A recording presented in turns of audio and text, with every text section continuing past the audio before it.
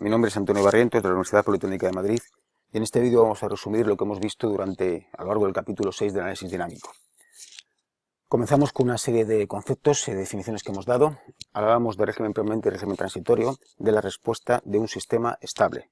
Añado aquí que esto es para un sistema estable. Decíamos que el régimen permanente era aquella parte de la respuesta, supongamos que esta sea la respuesta, era aquella parte de la respuesta que se mantenía, no desaparecía cuando el tiempo tendía a infinito. Por otra parte, la parte de la respuesta que sí desaparecía cuando el tiempo tendía a infinito era el régimen transitorio. Definíamos a continuación la función ponderatriz o respuesta impulsional, que era la respuesta de un sistema ante el impulso unitario. Puesto que el impulso unitario tiene por transformada Laplace 1, la respuesta de un sistema al impulso unitario en Laplace será precisamente g de s, su función de transferencia. Y la función ponderatriz, la respuesta en el tiempo, será precisamente la antitransformada de la función de transferencia del sistema. Bueno, concepto muy importante, casi el más importante que hemos definido durante todo el capítulo, el concepto de estabilidad. Decimos que un sistema es estable si, solo si, ante cualquier entrada acotada la serie está acotada. Muy importante esto de que sea ante cualquier, tiene que ser para todas las entradas, no vale que para unas sea y para otras no. Habría que probarlo, habría que demostrarlo para todas las entradas posibles, ¿vale? Esta definición la podemos expresar en términos matemáticos diciendo que un sistema es estable si su respuesta impulsional deja debajo de ella un área que está acotada. Si la respuesta impulsional tiene esta forma, por ejemplo, este área está acotada y el sistema será estable. Pero si tiene esta forma, esta área no está acotada y el sistema será inestable, ¿vale? Entonces, esta condición, es necesaria y suficiente para que un sistema sea estable. Como consecuencia de ella, hay una condición necesaria pero no suficiente, y es que la respuesta impulsional tiende a cero. Un sistema cuya respuesta impulsional no tiende a cero, como esta, no acaba en cero, como está aquí arriba, es un sistema inestable con seguridad. Si la respuesta impulsional tiende a cero, es una condición necesaria pero no suficiente. Bueno, como habitualmente trabajamos en Laplace, con funciones de transferencia, nos interesa expresar la estabilidad en términos de la función de transferencia. Entonces decimos que un sistema es estable si y solo si todos sus polos tienen parte real negativa. De nuevo, importante lo de todos. Si un sistema tiene 10 polos, 9 de ellos cumplen la condición de que su parte real es negativa, pero uno no, el sistema ya es inestable. Todos los polos tienen que tener parte real negativa. Definíamos también lo que eran los modos transitorios y decíamos que eran cada uno de los componentes temporales en el tiempo que formaban parte de la respuesta al impulso. Es decir, yo tenía un sistema, le daba un impulso, y aquí tenía una salida g en el tiempo, que la podíamos expresar como igual suma de varias funciones. Cada una de estas funciones era un modo transitorio y cada una de ellas procede de uno de los polos del sistema. Cada polo que tengamos da lugar a un modo transitorio. Esto lo vemos aquí fácilmente. Esta función de transferencia tiene estos polos, se llama p sub i. Al antitransformar, cada uno de ellos me da lugar a una fracción simple. Cada polo me da lugar a una fracción simple. Fracciones simples reales o fracciones simples con estos polinomios de segundo grado que corresponden a polos que sean complejos. Bueno, pues al antitransformar cada uno de ellos me da lugar a una expresión temporal que, si es un polo real, como este es el caso simple, me da lugar a este término, una exponencial, que será creciente o decreciente según sigma sea positivo o negativo. Si tenemos polos reales múltiples, tendré esas exponenciales por t, y si tenemos polos complejos, tendré exponenciales por senoides. La exponencial será creciente o decreciente dependiendo de la parte real, y la senoide tendrá una frecuencia que dependerá de la parte imaginaria. Bueno, pues dicho esto, podríamos establecer en esta figura que tenemos aquí una síntesis, un resumen de cómo las diferentes posiciones o valores posibles de los polos afectan a la respuesta de un sistema. Lo primero, lo más importante o lo más sintético es que para que el sistema sea estable hemos dicho que todos los polos tienen que tener una parte real que tiene que ser estrictamente negativa. Luego aquí, que tenemos polos que son mayores con parte real, que son mayores o iguales que cero, aquí iguales a cero y aquí mayores que cero, estaremos en una situación de polos que me dan lugar a sistemas inestables. Los polos que están aquí con una parte real estrictamente negativa son los que me dan lugar a sistemas estables. Por otro lado, hemos dicho que para que tengamos términos de la forma elevado a menos sigma t por una senoide, para que aparezca esta senoide hace falta que tengamos polos complejos. Entonces, para que tengamos componentes oscilatorias senoidales, tendré que tener polos con parte imaginaria. Dicho esto, en esta figura tenemos diferentes casos. En el primero tendríamos polos que están situados aquí. Como tienen parte real positiva y como tienen además componente imaginaria, vamos a tener términos de este estilo, pero con la sigma aquí, por poner un caso de ejemplo que nos explique mejor, podríamos tener algo de esta forma, seno de 3t, una exponencial creciente, cada vez la amplitud es mayor. Segundo caso, tendríamos aquí polos también en semiplano derecho, pero la parte real, la parte imaginaria no existe, son polos reales solo. Entonces no tendremos componente senoidal y tendremos respuestas de la forma e elevado a t, por ejemplo, ¿vale? Con 1 por t. Tercer caso que considero, tendríamos polos imaginarios puros, ¿vale? No hay parte real. Entonces la forma de mi respuesta, que podría ser, por ejemplo, e elevado parte real 0, pues a 0 por t por el seno de 2t, es decir, esto sería 1, el sistema sería inestable porque, por ejemplo, ante una entrada impulsional, la respuesta sería esto que estamos diciendo, este seno de 2t, y hemos dicho que para que un sistema sea estable es condición necesaria que, o si queréis usar la necesaria suficiente, que el área encerrada bajo la respuesta impulsional esté acotada, y este área no está acotada, está siempre valiendo más menos o más 1, menos 1, más 1, menos 1, o sea, no toma un valor final. También podríamos decir que no cumple la condición necesaria, y es que la respuesta al impulso tendría que tender a 0, esto no tiende a 0. Siguiente caso, tendríamos un polo únicamente aquí, justo en el origen. En ese caso, la respuesta al impulso tendría esta forma. Estamos poniendo un impulso a mi sistema, que vale 1 partido por s en mi sistema. La salida, como vemos, es 1 partido por s, que en el tiempo es precisamente el escalón, que es lo que tengo aquí pintado. Entonces, ante una entrada impulsional, la salida tiene un área que no está acotada. El sistema no es estable. He dado un paso más, que sería en lugar de tener un polo, poner dos polos en el origen. O sea, esto que he puesto aquí es indicar que aquí tengo otro polo más. Este y este, dos polos, ¿vale? Entonces, en ese caso, al meter aquí el impulso, aquí tengo 1 partido por s cuadrado, pues a la salida tengo 1 partido por s cuadrado, cuya antitransformada es la rampa. Más razón que antes, ante un impulso la salida no está acotada. Luego, el sistema no es estable. Siguiente caso, tendríamos, en este caso ya polos con la parte real negativa, pero con parte imaginaria.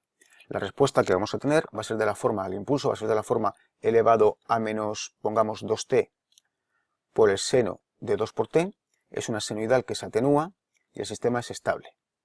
El siguiente caso que considero es un sistema que tiene unos polos con la misma parte real, este 2 que hemos dicho, pero la parte imaginaria es mayor. Entonces va a ser, por ejemplo, elevado a menos 2t por el seno, en lugar de 2, pues vamos a exagerar y vamos a poner por 20t.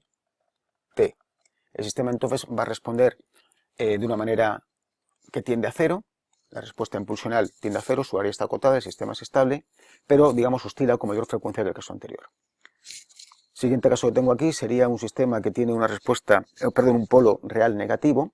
La respuesta va a ser de la forma elevado, por ejemplo, pongamos a menos 5t, por lo tanto es una exponencial que se atenúa, el área está acotada, la respuesta impulsional tiende a 0, el sistema es estable.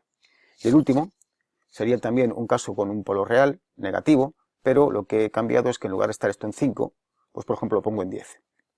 Entonces tendríamos aquí elevado a menos 10t, y lo que quiero indicar es que también es un sistema estable, también tiende a 0 la respuesta, tiene esta forma, pero comparado con esto es más rápido. En este caso tendríamos, este sería el anterior, el elevado a menos 5t, y este elevado a menos 10t. El sistema es más rápido porque tiene el polo más alejado. Bueno, siguiente concepto, la respuesta al escalón.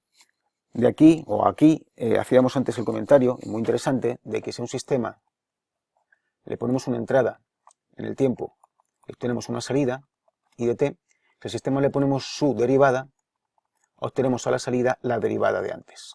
Y si ponemos su integral, obtenemos a la salida la integral. Integrar o derivar en el tiempo en la entrada equivale a hacer lo mismo en la salida. Dicho esto, pues podemos inferir que, puesto que el impulso, el escalón y la rampa están relacionados de aquí hacia aquí derivando y de aquí hacia aquí integrando, fijaros que la integral del escalón es la rampa, etc., pues diríamos que la respuesta al escalón es la integral de la respuesta al impulso, o la respuesta al impulso es la derivada de la respuesta al escalón. Entonces, eso de integrar equivale a hablar del área, y eso de derivar equivale a hablar de la pendiente. Si tengo que esta es mi respuesta al impulso, esta de aquí, que es la respuesta al escalón, tiene que reflejar el área que voy dejando encerrada bajo la respuesta al impulso, la suma de estas áreas que tengo aquí. ¿Vale? O al revés, si esta es la respuesta al impulso, me tiene que estar reflejando las pendientes de mi respuesta al escalón. Aquí pendiente 0, paso por 0. Aquí pendiente 0, paso por 0. Aquí pendiente máxima, pendiente valor máximo. Bueno, en un sistema estable es condición necesaria para que el sistema sea estable el que la respuesta al escalón tome un valor final, esté acotada. Tiene que pararse en algún sitio. Esto equivale a decir que la respuesta impulsional tiene un área que está acotada. ¿Vale? Bueno, y de aquí llegamos a una definición interesante y también muy importante en el capítulo, que es la definición de ganancia estática. La ganancia estática aplicable a sistemas estables, si no, no se puede hablar de ganancia estática, es el valor final de la respuesta al escalón. En este caso, puesto que la respuesta al escalón acaba en 0,2, esta sería la ganancia estática, 0,2. Entonces, la ganancia estática es el valor final de la respuesta al escalón. Y lo podemos obtener fácilmente a partir de la función de transferencia, calculando cuánto vale, es aplicar el teorema del valor final, cuánto vale g de 0. Si aquí donde pone s ponemos 0, me queda 1 partido por 4 más 1, 5, un quinto, que es el 0,2 que me está dando. Datos también o aspectos también importantes que podemos observar de la respuesta al escalón de un sistema, el valor inicial y la pendiente en el origen. Lo podemos sintetizar en esta tabla, que nos dice cuánto vale el valor inicial y la pendiente en el origen de la respuesta de mi sistema en función de la diferencia entre polos y ceros. Si la diferencia entre polos y ceros es mayor o igual que 2, tenemos este caso, tanto el valor inicial como la pendiente en el origen, esta tangente aquí, valen 0. Esto es cuando la diferencia es 2 o mayor que 2. Si la diferencia entre polos y ceros es 1, estamos en este caso, sí que partimos del origen, pero la pendiente en el origen ya no es 0, sino que, como veis aquí, toma un valor, que es distinto de 0. Esto es cuando la diferencia es 1. Y cuando la diferencia es 0, cuando tenemos tantos polos como ceros, la diferencia aquí es 0, ni el valor inicial ni la pendiente en el origen valen 0. El valor inicial vale 2 y la pendiente en el origen tiene aquí un valor negativo, el que sea. Este de aquí, ¿vale? No estamos considerando, evidentemente, el caso de que haya más ceros que polos, es decir, que esto fuese menos 1, porque el sistema no sería causal y no lo consideramos. Y el último punto de recordatorio, la interpretación de la respuesta del sistema estable.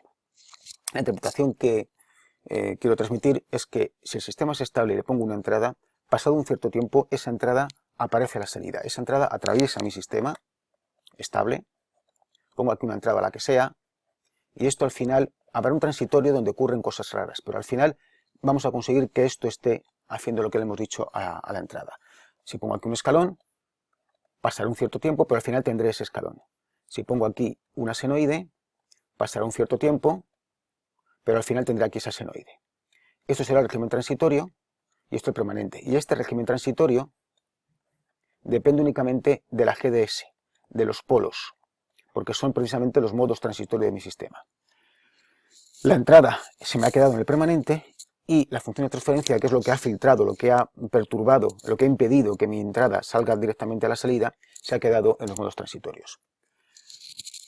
Si esto lo vemos con un ejemplo, para dejarlo de una manera bien clara, tenemos este sistema, si nos fijamos tiene tres polos, uno en menos 1 real y otro en menos 2, más menos 3j, ¿vale? Y le pongo una entrada escalón y una entrada senoidal. Y me he dedicado a operar y a ver qué me aparece la salida. Y tengo estos términos. Si nos fijamos, lo que tengo en el cuadrado son los modos transitorios. Y nos fijamos que son los dos iguales, coseno de 3t y seno de 3t, afectado de unas y por la exponencial, perdonad. En modo transitorio tendríamos, por un lado, esto, por todo esto, y luego tendríamos esto otro. Son los dos modos transitorios que tenemos, exponencial de menos t y exponencial de menos 2t por una combinación de coseno y seno de 3t. Nos fijamos que eso también aparece aquí. La exponencial de menos t la tenemos aquí y la exponencial de menos 2t afectado por esto. Y estos proceden, este en concreto, procede de esta pareja de polos complejos.